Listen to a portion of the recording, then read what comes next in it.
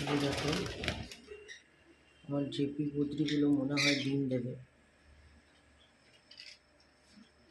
এই যে ফিমেলটা ভেতরে ঢুকে আছে।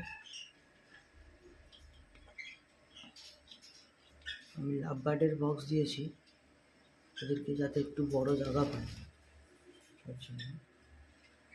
হাঁড়িও দিয়েছিলাম কিন্তু হাঁড়ির থেকে ওরা বক্সটা বেশি প্রেফার করেছে, তাই বক্সটা নিয়েছে। এই যে ফিমেলটা সবসময় ঢুকে থাকছে, আর কিছুদিনের মধ্যে হয়তো এরা ডিম দেবে।